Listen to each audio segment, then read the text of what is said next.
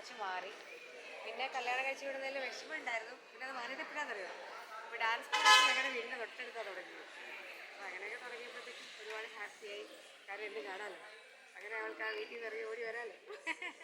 അങ്ങനെ എന്താ നല്ലൊരു ജീവിതം ഉണ്ടാവട്ടെ. സന്തോഷം. നിങ്ങളെയൊക്കെ കാണുന്ന അതിലേറെ സന്തോഷം. പിന്നെ ഒരുപാട് ഭയങ്കര ഡ്രീമായിരുന്നു. കാരണം അവൾക്ക് ഈ കല്യാണം, ഒരു കല്യാണത്തിനെ പറ്റി ചിന്തിക്കുമല്ലോ. കല്യാണപ്രായം ആവുമ്പോൾ അവളിങ്ങനെ പറയും, എൻ്റെ കല്യാണത്തിന് ഞാനിങ്ങനെ സ്റ്റേജിൽ നിന്ന് അപ്പം ഇങ്ങനെ കൂപ്പണി കൊടുക്കുമ്പോൾ കണ്ടു തുറക്കുമ്പോൾ നിറച്ച് ജനം, ആ ഫുൾ ചെയറ് നിറയെ ആളുകളായിരിക്കണം. എനിക്ക് അങ്ങനത്തെ ഒരു കല്യാണമാണ് വേണ്ടതെന്ന്.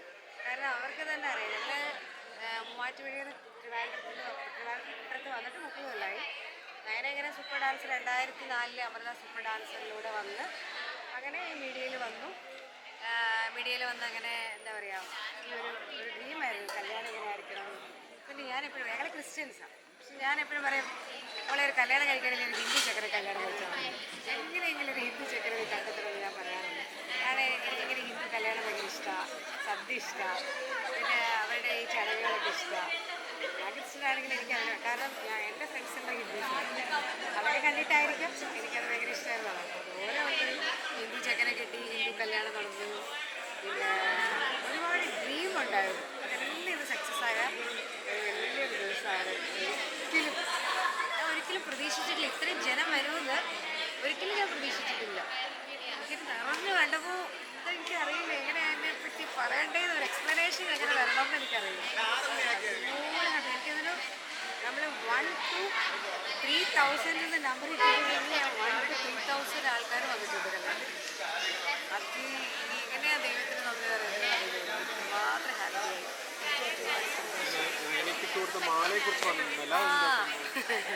ശരിക്കും ഞാൻ 2 മാല എൻ്റെ മക്കൾക്ക് കല്യാണമാകുമ്പോൾ ഇട്ട് കൊടുക്കണം എന്നുള്ള രീതിയിൽ ഞാൻ സൂക്ഷിച്ചിരുന്നു. 30 കൊല്ലമായി മാല മേടിച്ചത്. എൻ്റെ അമ്മയാണ്, എൻ്റെ അമ്മയും എൻ്റെ ബ്രദറും കൂടിയാണ് ആ മാല എൻ്റെ കല്യാണത്തിന് എനിക്ക് വാങ്ങിയത്. പക്ഷെ കല്യാണം നിങ്ങൾ കണ്ടാൽ താഴെ വലിയ മാലയും അതിനൊക്കെ മേലിട്ട് പാലയ്ക്ക് എൻ്റെ കല്യാണത്തിൻ്റെ മാലയായിരുന്നു. ഇപ്പോൾ ഈ ഇട്ട ഗോൾഡെല്ലാം ഞങ്ങൾ കൊടുത്ത ഗോൾഡും, ആദ്യം ഇട്ട ഗോൾഡ്, ബെസ്റ്റ് സ്റ്റേജ് എൻട്രിയിൽ ഇട്ട gold ABC AGD gold, sorry, ആദ്യം ഇട്ടത് AGD ഗോൾഡാണ്. അങ്ങനെ ഞങ്ങളുടെ ഒരു സ്വപ്ന സഭയില്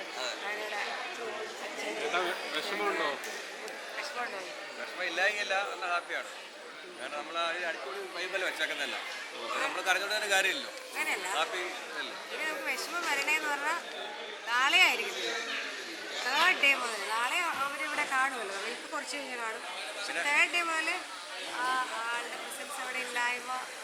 പിന്നെ അവർ തമ്മിൽ കലിപ്പായില്ലെങ്കിൽ വിഷമം വരും. ഇടയ്ക്ക് ഒരു അടിപിടിയൊക്കെ വേണം.